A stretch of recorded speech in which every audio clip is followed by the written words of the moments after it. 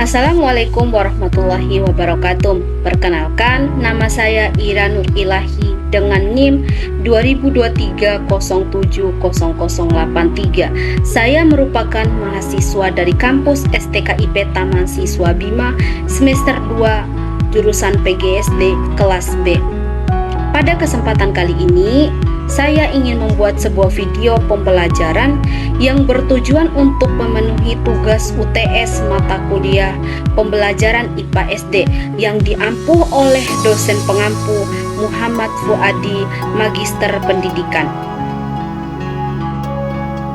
Pada kesempatan kali ini, saya akan membahas tentang model pembelajaran IPA SD dengan menggunakan pendekatan saintifik, tematik, dan open-ended. Dalam pembahasan model pembelajaran IPA SD, ada 3 pendekatan yang digunakan. Yang pertama pendekatan saintifik, yang kedua pendekatan tematik, dan yang ketiga atau yang terakhir pendekatan open-ended. Mari kita bahas satu persatu. Yang pertama pendekatan saintifik. Pendekatan saintifik adalah metode yang digunakan dalam kurikulum 2013 untuk memfasilitasi proses pembelajaran yang efektif.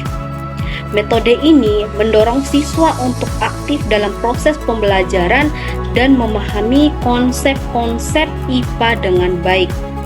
Dalam konteks ini, pendekatan saintifik melibatkan proses observasi, penanyaan, eksperimen, asosiasi, dan komunikasi. Pendekatan saintifik menekankan pada penerapan metode ilmiah dalam pembelajaran IPA. Dalam konteks SD, pendekatan ini melibatkan langkah-langkah berikut. Yang pertama, pengamatan dan identifikasi masalah. Siswa diajak untuk mengamati fenomena alamiah di sekitar mereka dan mengidentifikasi masalah atau pertanyaan yang ingin mereka jawab. Yang kedua, perumusan hipotesis. Siswa belajar untuk merumuskan hipotesis yang dapat diuji melalui eksperimen atau pengamatan lebih lanjut. Yang ketiga, eksperimen dan pengumpulan data.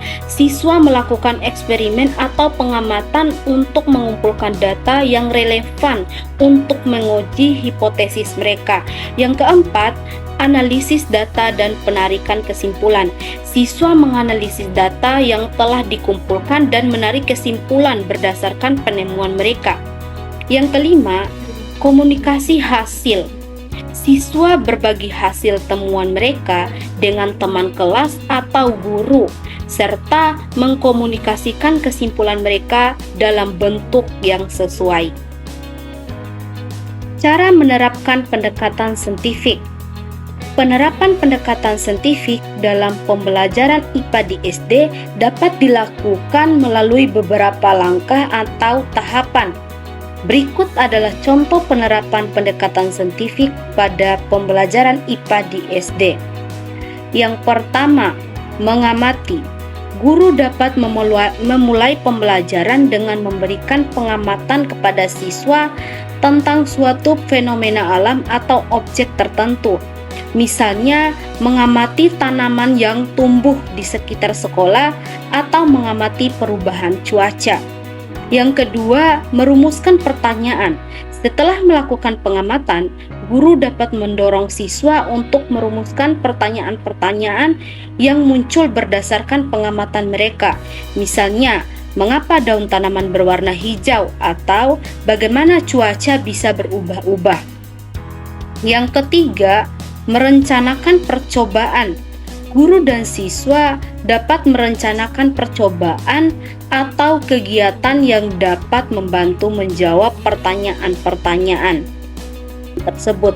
Misalnya, membuat percobaan untuk mempelajari bagaimana tanaman menyerap air atau membuat alat sederhana untuk mengukur suhu udara. Yang keempat, melakukan percobaan. Siswa melakukan percobaan sesuai dengan rencana yang telah dibuat. Mereka mengumpulkan data dan mengamati hasil percobaan dengan seksama. Yang kelima, menganalisis data. Setelah melakukan percobaan, siswa dapat menganalisis data yang telah dikumpulkan. Mereka mencari pola atau hubungan antara variabel yang diamati. Yang keenam, menarik kesimpulan. Berdasarkan analisis data, siswa dapat menarik kesimpulan yang didasarkan pada bukti-bukti yang mereka peroleh. Mereka dapat menjawab pertanyaan-pertanyaan yang telah dirumuskan sebelumnya. Yang ketujuh, mengomunikasikan hasil. Siswa dapat berbagi hasil penelitian mereka dengan teman sekelas atau dengan guru. Mereka dapat menyampaikan temuan mereka melalui presentasi, laporan tulisan, atau media lainnya. Yang kedelapan atau yang terakhir, mengevaluasi dan merevisi. Guru dan siswa dapat melakukan evaluasi terhadap proses pembelajaran dan hasil yang telah dicapai. Jika diperlukan, mereka dapat merevisi atau memperbaiki langkah-langkah yang telah dilakukan. Selanjutnya adalah tantangan yang dihadapi dalam penerapan pendekatan saintifik dalam pembelajaran IPA di SD. Ada beberapa tantangan. Yang pertama, keterbatasan waktu. Pembelajaran dengan pendekatan saintifik membutuhkan waktu yang lebih lama karena melibatkan langkah-langkah yang lebih mendalam. Hal ini bisa menjadi tantangan jika waktu pembelajaran terbatas. Yang kedua, keterampilan guru. Guru perlu memiliki pemahaman yang mendalam tentang pendekatan saintifik dan keterampilan untuk mengimplementasikannya. Yang ketiga, sumber daya yang terbatas. Pembelajaran dengan pendekatan saintifik sering melibatkan penggunaan alat dan bahan yang lebih banyak. Jika sumber daya di sekolah terbatas, hal ini dapat menjadi tantangan dalam melaksanakan pembelajaran yang optimal. Yang keempat, evaluasi dan penilaian.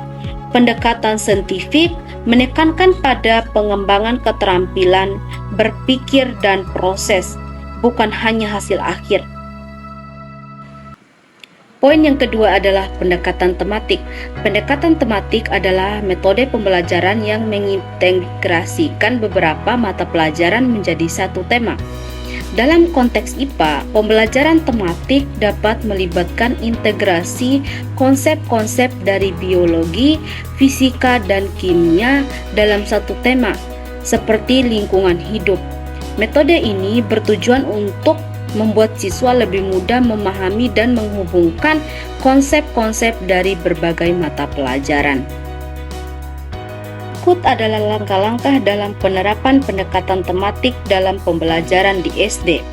Yang pertama, identifikasi tema. Tentukan tema yang akan menjadi fokus pembelajaran, misalnya tema lingkungan hidup atau tema kesehatan dan gizi. Yang kedua, rencanakan subtema. Bagi tema utama menjadi subtema yang lebih spesifik. Misalnya dalam tema lingkungan hidup, subtema dapat mencakup pencemaran lingkungan atau pelestarian alam.